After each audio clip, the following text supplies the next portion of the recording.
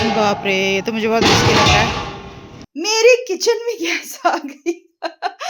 Hi, welcome back to me रुचि नलनी। तो हमको gas का कनेक्शन चाहिए। मैं जा रही हूँ गैस कनेक्शन देखने के लिए, हमें मिलेगा कि नहीं। तो I am on my way, I show you.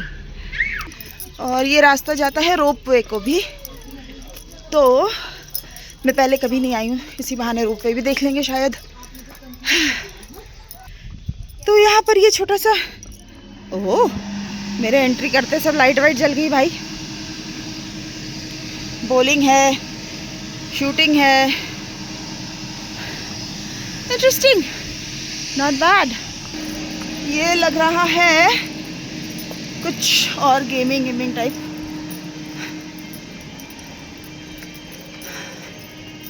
Oh, bumper cars भी हैं। यहाँ तो मैं पहली बार आई यार, मुझे तो पता नहीं था नैनीताल में ऐसी भी कोई जगह है।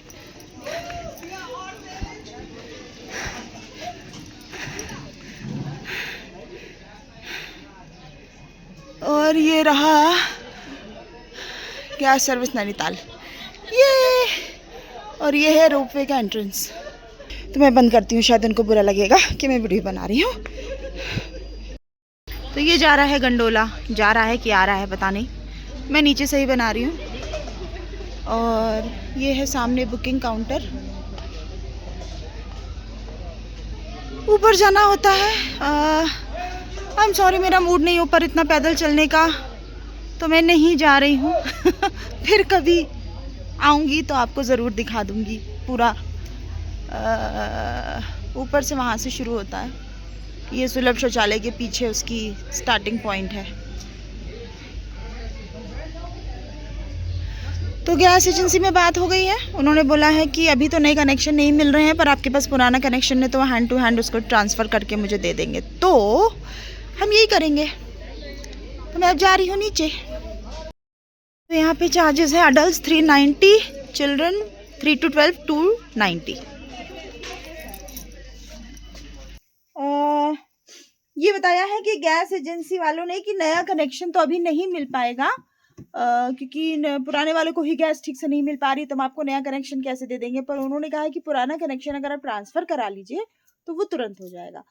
तो हस्बैंड अभी मेरे लखनऊ में ही हैं, तो मैंने उनको बोला कि आप लखनऊ में एक नया कनेक्शन ले लीजिए, क्योंकि हमारे पास कोई कनेक्शन था ही नहीं। तो आप लखनऊ में एक नया कनेक्शन ले लीजिए और फिर उसको हम लोग ट्रांसफ़र कर लेंगे यहाँ पर, तो हो जाएगा। तो अभी तक ये है, बट एनीवे दिन अच्छा था और नैनीताल का भ्रमण भी हो गया, नई जगह भी देखने को मिल गई मुझे, और गैस का भी पता चल गया। मुझे पता चला है कि यहाँ पर एक मोबाइल मेडिकल वैन आती है, जो कि गांव के लोगों को मेडिकल सुविधा देती है। तो मैं जा रही हूँ उसको चेकआउट करने की क्या है, क्या सुविधाएं हैं उनके पास, और कुछ पैसा ऐसा लेते हैं क्या। एक्चुअली कल क्या हुआ, हमारे एस को लग गई है चोट, टायर उन्होंने काट लिया है, कहीं दौड़ने भागे मैंने तो काफ़ी चोट लग गई है, और वो छूने दे नहीं रहा है कि दवा लगा दे। तो डॉक्टर से बात करी, उन्होंने कहा मॉक्सिक्लाव खिलाने के लिए। तो मैं जा रही हूँ देखने, देखते हैं उनके पास क्या होता है। अब वो कहीं पर भी जाना हो तो अच्छी खासी वॉक हो जाती है, लेकिन दिल खुश रहता है। अभी मैं गांव के एक है उनके घर गई थी, पहाड़ी हैं, तो उन्होंने मुझसे पूछा आप यहाँ क्यों आए हो रहने, हम लोग यहाँ परेशान हो गए हैं, कुछ नहीं है यहाँ, इतनी मेहनत है, चीज़ों की सुविधा नहीं है, आप इतनी जगह अच्छी शहर में थे लखनऊ में, वहाँ से यहाँ क्यों ही आ गए रहने के लिए।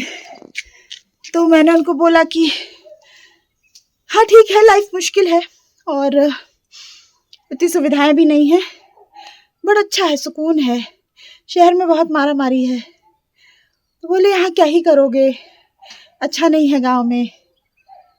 तो अब मैं क्या ही समझाऊं कि हम यहाँ क्यों आए हैं, शहर की भाग दौड़ से भागकर इतनी सुंदर वादियों में शुद्ध हवा शुद्ध पानी के लिए, अपने बच्चों को एक रूटेड ग्राउंड लाइफ देने के लिए।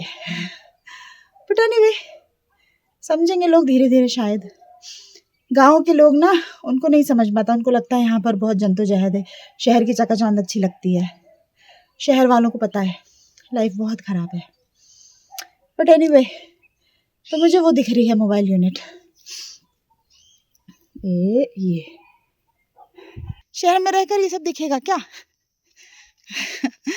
नहीं दिखेगा। शहर में सिर्फ गर्मी, भागम दौड़म, डेली की सर्वाइवल की दिक्कतें, बहुत दिक्कतें हैं।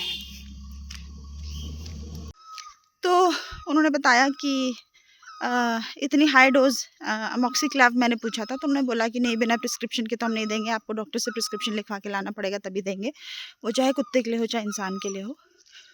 और मुझे विटामिन B12 की गोलियां दी हैं, क्योंकि मेरे यहाँ पर ना बार बार वो जो कभी कभी कॉर्नर में माउथ के नहीं हो जाता है, छोटा सा कट सा हो जाता है, वो रिकरिंग हो रहा था, बार बार हो रहा था। तो उन्होंने कहा विटामिन B12 की कमी से होता है, तो आप ये खा लीजिए।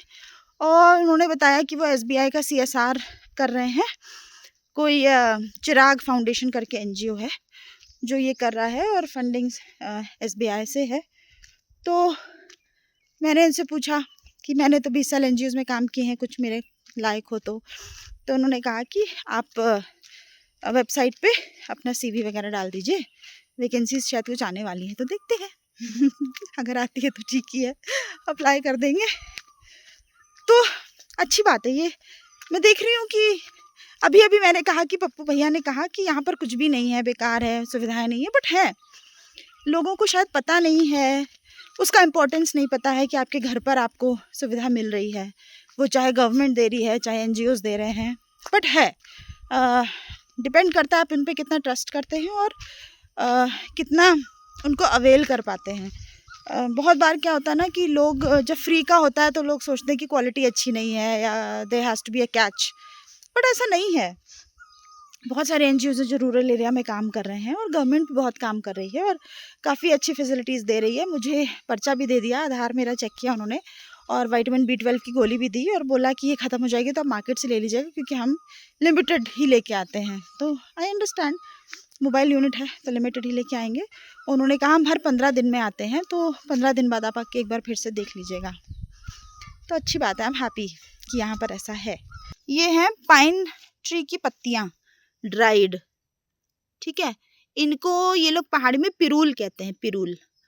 और ये हाईली इनफ्लेमेबल है, फ्लेमेबल हाईली फ्लेमेबल है, मतलब चिंगारी लगते ही आग पकड़ लेती है, और इसी की वजह से गर्मियों में पहाड़ों में आग लगती है, क्योंकि ये इफरातन गिरती है चीड़ के पेड़ों से। ये इस मौसम में आंधी तूफान बारिश की वजह से गिरती है, और पूरी रोड पर, यहाँ तो मैं घर के पास आ गई हूँ तो इतना नहीं दिख रहा है, पर पूरी रोड रेड लगती है इसकी वजह से। और सिर्फ आग ही नहीं, ये स्लिपरी भी बहुत होती है, मतलब अगर आप इस पे पैर रख दे ना, और जहाँ पर ये ढेर सारी हो तो फ्रिक्शन ख़त्म हो जाता है और सट से आपका पैर स्लिप करता है।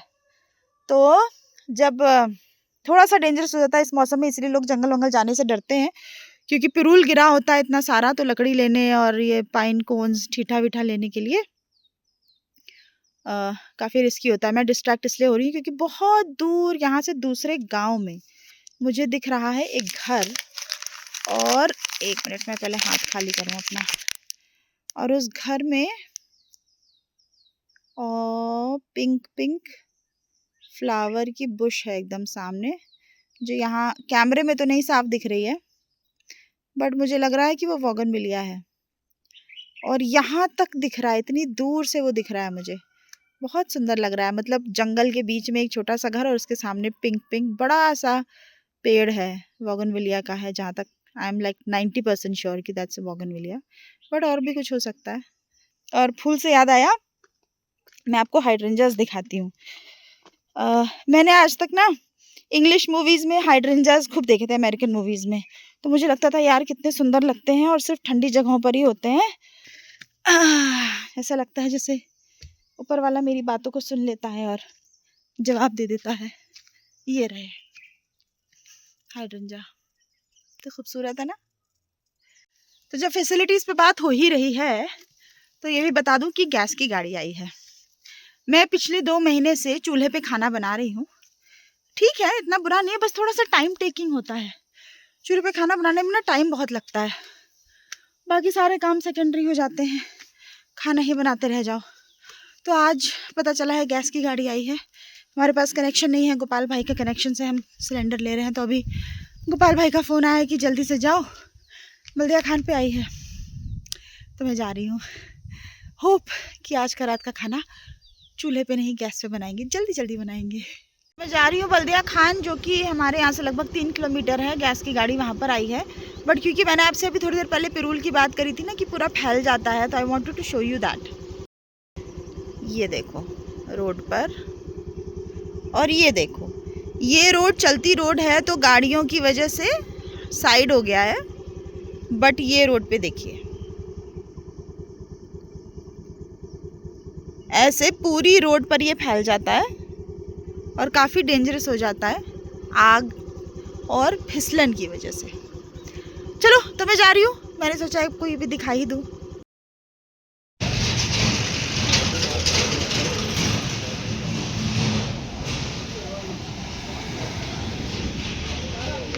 Thank you.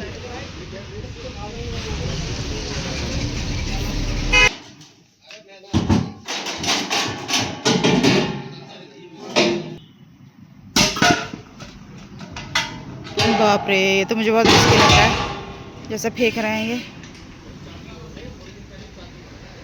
तो फाइनली हो गया, घर आ गई हूँ। फाइनली सिलेंडर आ गया है, बट मैं लेके नहीं आई क्योंकि मुझे थोड़ा डर लग रहा था कि गाड़ी पे लेके आना पड़ेगा और स्लिपरी बहुत है, तो मैंने रख दिया। गोपाल भाई इसको शाम को लेके आएंगे। बट मैंने रास्ते में क्या किया देखो, ये मेरे रास्ते में, क्योंकि आंधी की वजह से खूब सारे ठीठे वगैरह गिरे थे, तो मैंने उनको अपनी पर्स में भर लिया।